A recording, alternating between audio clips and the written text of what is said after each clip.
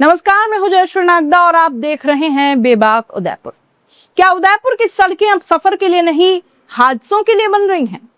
क्या विकास सिर्फ वीआईपी घरों तक ही सीमित रह गया है? क्या एक बार फिर प्रशासन किसी बड़ी जान जाने का इंतजार कर रहा था या नंबर के आंकड़ों पर?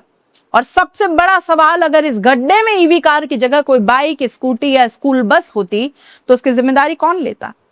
सोमवार शाम को उदयपुर के दुर्गा नर्सरी चौराहे पर जो हुआ, उसने सिर्फ एक सड़क नहीं धसाई, उसने नगर निगम के दावों, निर्माण गुणवत्ता और जवाबदेही की पूरी व्यवस्था को कटघरे में खड़ा कर दिया। सड़क अचानक बैठी चलती हुई इलेक्ट्रिक कार गड्ढे में समा गई।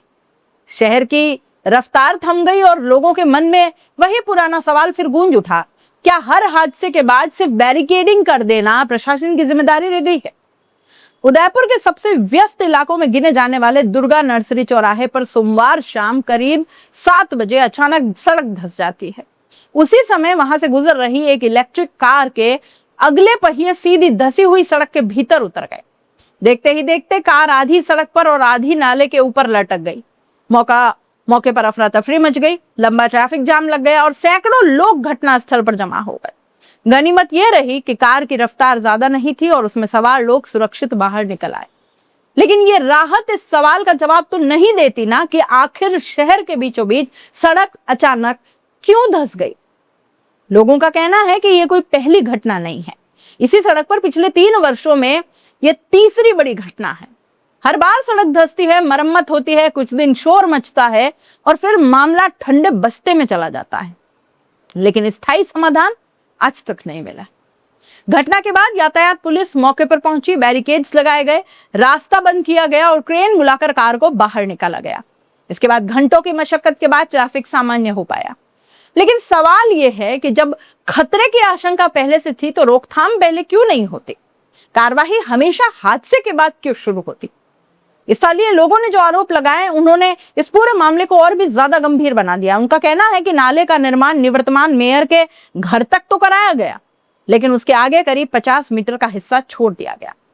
लोगों का दावा है कि अगर यह हिस्सा भी समय रहते कवर कर दिया जाता तो शायद आज सड़क इस तरह से नहीं धंसती। यह आरोप बहुत गंभीर है। हालांकि इन दावों की स्वतंत्र पुष्टि नहीं हुई, लेकिन यदि निर्माण कार्य वास्तव में अधूरा छोड़ा गया तो यह जांच का विषय तो बनता ही है कि ऐसा क्यों हुआ और किसके निर्देश पर हुआ। सबसे चिंताजनक बात यह है कि जिस स्थान पर सड़क धंसी वहां से रोज हजारों वाहन गुजरते हैं। सुबह शाम छात्रों, कर्मचारियों, व्यापारियों और आम नागरिकों की भारी आवाजाही रहती है। कल्पना कीजिए, अगर उसी वक्त कोई दोपहिया वाहन वहां से गुजर रहा होता, अगर किसी स्कूली बच्चे की बस या वैन उस हिस्से से निकल रही होती, अगर कोई बुजुर्ग या पैदल राहगीर वहां मौजूद होता, तब क्या सिर्फ बैरिकेड्स लगाकर जिम्मेदारी पूरी कर ली जाती? नगर निगम के अधिशासी अभियंता ने मौके पर पहुंचकर कहा कि इस हिस्से में नाले का टेंडर हो चुका है और जल्द काम शुरू होगा। लेकिन जनता तो यह पूछ रही है कि अगर टेंडर हो चुका था तो काम शुरू होने से पहले सड़क की सुरक्षा सुनिश्चित कैसे नहीं की गई? क्या टेंडर होने भर से खतरा खत्म हो जाएगा?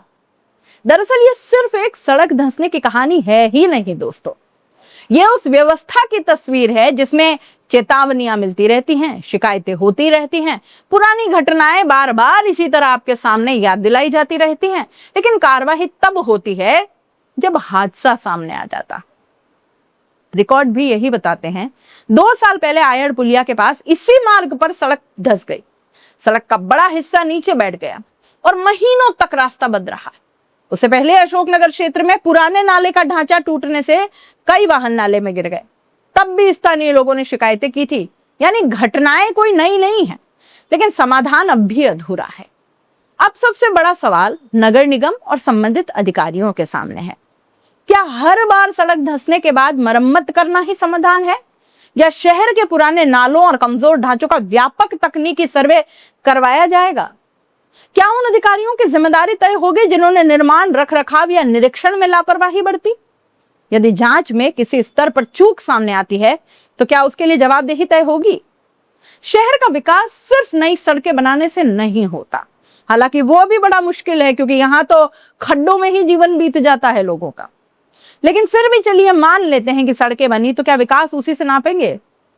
लेकिन सिर्फ सड़कें बनाने से भी विकास नहीं गिना जाता, बल्कि उन सड़कों को सुरक्षित रखने से भी होता।